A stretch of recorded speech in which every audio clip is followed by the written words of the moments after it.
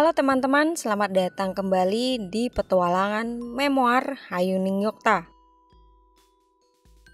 Kali ini kami akan berpetualangan ke sebuah tempat yang kini sedang hits dan menjadi objek wisata baru di Yogyakarta. Kami akan menceritakan kisah dan kejadian apa saja yang pernah terjadi di tempat tersebut. Penasaran? Tempat dan kisah yang akan kami ulas kali ini adalah situs Warung Boto. Bagaimana kisah yang sebenarnya? Dan adakah kejadian yang belum banyak diketahui? Pastikan simak video ini hingga akhir dan pastikan juga untuk subscribe, like, dan nyalakan tanda loncengnya agar tidak ketinggalan petualangan kami ya. Kritik ataupun saran dapat teman-teman sampaikan di kolom komentar atau email kami di hayuningyokta@gmail.com.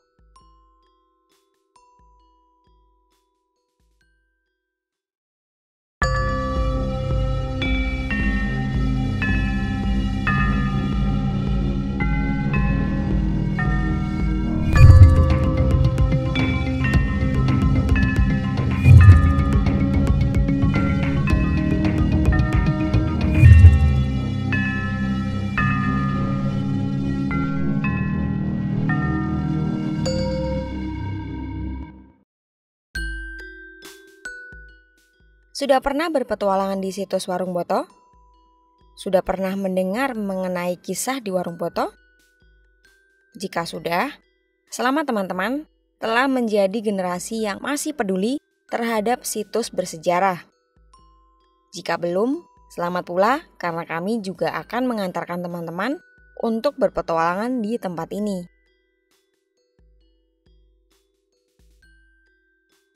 Situs Warung Boto dikenal juga dengan nama Umbul Warung Boto. Namun, tempat ini dahulunya bernama Pasanggrahan Rejowinangun. Pasti teman-teman bertanya, mengapa nama tersebut berubah dan adakah makna di balik ketiga nama tersebut?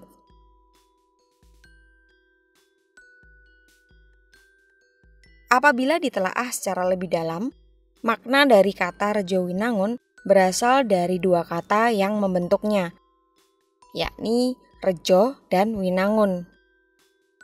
Rejo berarti masyarakat ramai, sedangkan Winangun berarti membangun. Jadi, maksud dari Pasanggrahan Rejowinangun adalah bangunan atau tempat istirahat yang dibangun di sekitar masyarakat ramai. Warung Boto dan Umbul Warung Boto memiliki makna tersendiri yang berasal dari tiga kata, yakni umbul, warung, dan boto. Umbul berarti sumber mata air. Warung berarti usaha kecil atau dapat pula diartikan tempat sederhana. Dan boto atau bata yang berarti elok atau cantik, namun dapat juga diartikan batu bata yang sesungguhnya.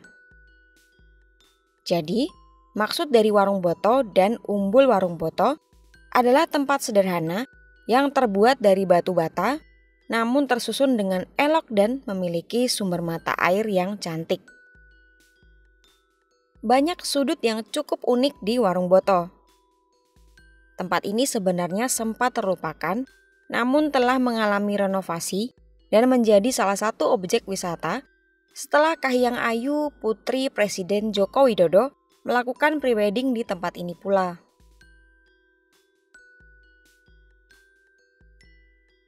Nah, tempat ini dibangun pada era pemerintahan Sultan Hamengkubuwono I dan diteruskan oleh Sultan Hamengkubuwono II. Tujuan pembangunan tempat ini adalah untuk peristirahatan raja beserta keluarga dan sebagai benteng pertahanan. Situs Warung Boto sendiri memiliki luasan wilayah yang lebih besar dari situs Taman Sari yang merupakan pasanggrahan terdekat dari Keraton Yogyakarta.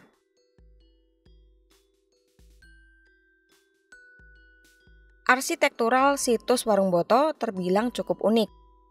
Penataan pintu yang melengkung, jendela yang berbentuk kotak, hingga penataan tangganya.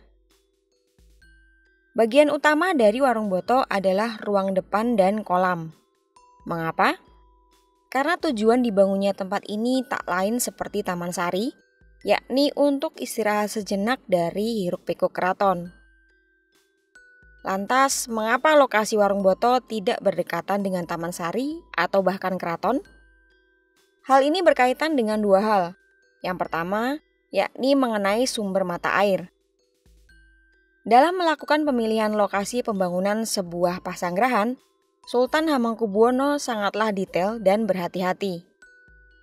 Sama seperti pembangunan keraton dan Taman Sari, lokasi ini dipilih karena Sultan Hamengkubuwono pertama menemukan sumber mata air atau umbul. Yang kedua adalah terkait privasi. Sultan Hamengkubuwono pertama membangun tempat ini dengan tujuan ingin memiliki tempat yang jauh lebih memiliki privasi untuk bermeditasi dan berelaksasi. Jauh dari hiruk-pikuk keraton, serta menghabiskan waktu dengan keluarga. Hampir sama dengan Taman Sari, hanya saja tempat ini lebih sering digunakan oleh sultan dan keluarga inti saja.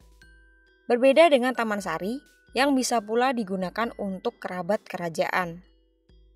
Jadi, hal yang ingin kami tegaskan adalah salah apabila terdapat cerita bahwa di warung boto dahulunya digunakan untuk tempat permandian para selir sultan, bahkan digunakan untuk tempat tinggal selir sultan.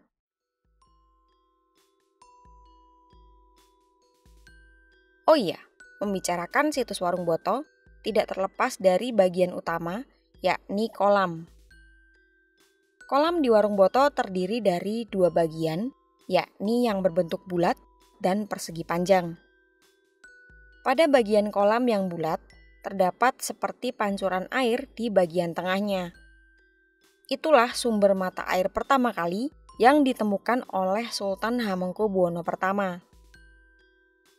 Air tersebut kemudian diabadikan menjadi kolam berbentuk bulat dan persegi panjang, yang dahulunya hanya digunakan untuk berendam atau mandi oleh sultan, permaisuri, dan anak-anak sultan. Dahulunya, apabila akan menggunakan kolam tersebut, terdapat kegiatan yang dianggap mistis seperti memberi taburan bunga mawar merah dan putih. Sebenarnya, hal tersebut bukanlah berkaitan dengan hal mistis.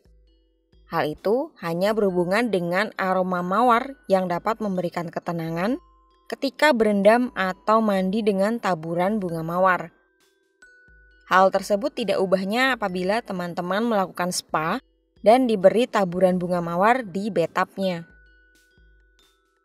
Nah, hal itulah yang ingin kami tegaskan bahwa adalah salah apabila terdapat cerita bahwa sebelum kolam digunakan, diadakan ritual untuk menimbulkan hawa mistis dan taburan bunga mawar adalah salah satu sesaji dalam ritual. Selain itu adalah salah apabila terdapat cerita bahwa perbedaan bentuk kolam persegi panjang dan bulat adalah untuk memisahkan berdasarkan penggunaannya. Hal yang salah lagi adalah apabila terdapat cerita bahwa kolam persegi panjang digunakan untuk para selir dan kolam bulat digunakan untuk ratu dan putri-putri raja.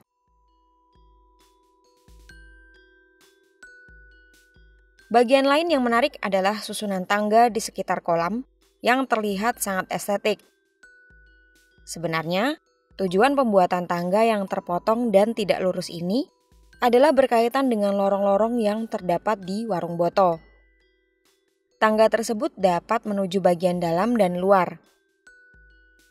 Bagian luar warung boto berkaitan dengan pertahanan dan penjagaan. Maksudnya, ketika kolam sedang digunakan oleh sultan, permaisuri atau putri-putri sultan, para abdi dalam putri akan berjaga di bagian luar. Namun, apabila sedang tidak digunakan, abdi dalam kakung akan berjaga di sekitar benteng luar untuk memantau keadaan sekitar warung boto dari serangan musuh.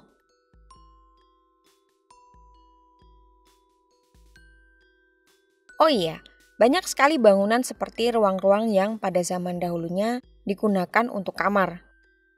Kamar tersebut digunakan sendiri oleh sultan dan keluarga inti. Lalu mengapa banyak sekali? Hal tersebut berkaitan dengan keadaan darurat.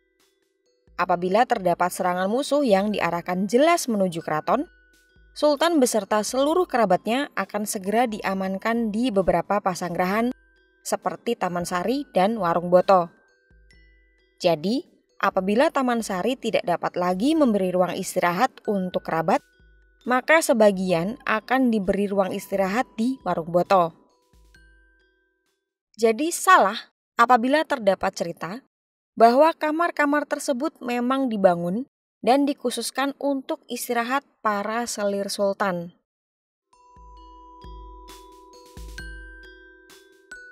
Bagian lain yang menarik adalah bagian atas Warung Boto. Dahulunya, ruangan ini digunakan untuk pengimaman atau dengan kata lain masjid, namun tak jarang ruangan tersebut digunakan pula sebagai ruang meditasi pribadi sultan. Ruangan ini adalah ruangan yang sangat sakral. Di ruangan ini salah satu tim kami bertemu dengan seorang sosok. Sosok tersebut hanya berdiam di bagian tengah dengan posisi duduk tegap, membawa tasbih di tangan kanannya, sedangkan tangan kirinya memegang Al-Quran. Berdasarkan penglihatan salah satu tim kami, sosok tersebut terus memejamkan mata, namun sesekali membuka mata hanya mengecek lingkungan sekitarnya. Beliau enggan menyebutkan nama dan alasan mengapa beliau menampakkan sosoknya. Tetapi, salah satu tim kami mendengar bahwa beliau sempat berpesan, "Sing kudune anteng, ya kudu anteng. Aja kok gawe ribut, apa meneh tumindak ora becik."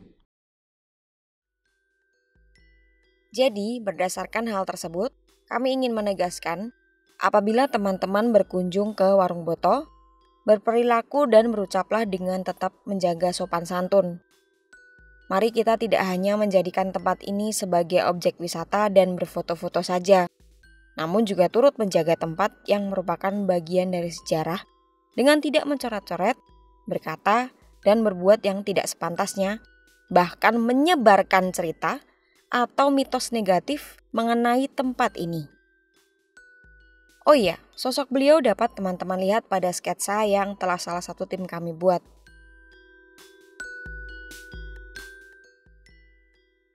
Hal yang tak kalah menarik adalah lorong-lorong dan beberapa bangunan tinggi seperti benteng. Berdasarkan kilas balik masa lalu yang dirasakan oleh salah satu tim kami, lorong-lorong tersebut digunakan sebagai akses atau jalan dari keraton menuju Warung Boto. Hal ini berkaitan dengan hal yang sudah kami sampaikan, yakni pertahanan. Apabila terdapat serangan di keraton, maka sultan beserta kerabat dapat mengakses lorong tersebut menuju tempat yang lebih aman. Demikian pula prajurit keraton dapat mengakses lorong tersebut untuk menuju benteng dan segera membentuk pertahanan. Nah, guna bangunan tinggi seperti benteng tersebut digunakan prajurit keraton untuk memantau keadaan sekitar, sehingga digunakanlah bangunan tinggi yang dapat melihat keadaan dalam bahkan luar benteng.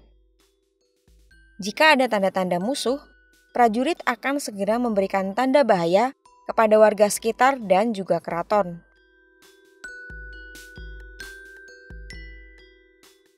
Teman-teman pasti penasaran mengapa akses atau jalan menggunakan lorong bawah tanah. Nah, hal ini adalah taktik Sultan Hamengkubuwono I untuk mengalahkan musuh, terutama kala itu Belanda. Kala itu, musuh tidak mengetahui taktik politik bawah tanah yang digunakan Sultan Hamengkubuwono I. Mereka selalu kebingungan bagaimana caranya prajurit bahkan sultan meloloskan diri dari situasi yang berbahaya. Belanda juga sering kewalahan akan serangan balik dari pihak keraton. Itulah alasan sebenarnya dari banyaknya cerita yang berkembang bahwa di Yogyakarta ini terdapat banyak sekali lorong.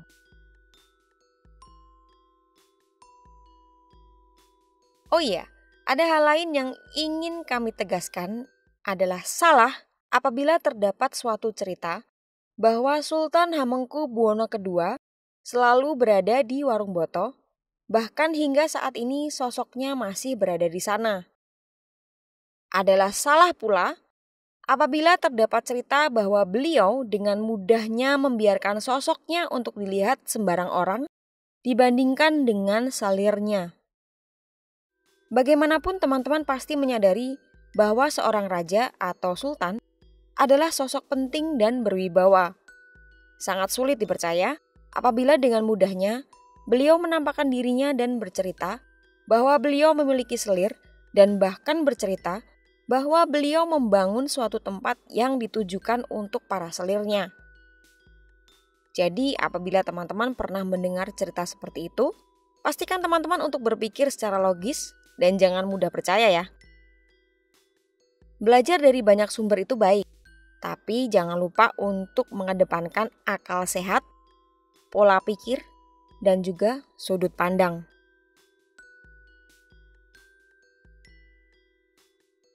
Bagaimana petualangan kali ini?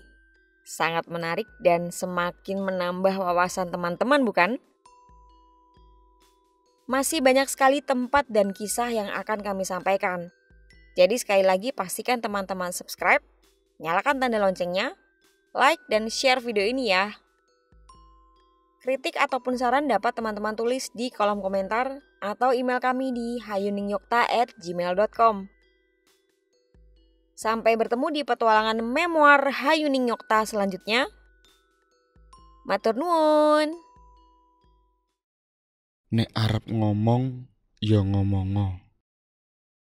Ora sah ditambahi, apa dikelongi. Nek tanganmu tak tambahi siji, apa tak kelongi siji. Apa kowe isih seneng?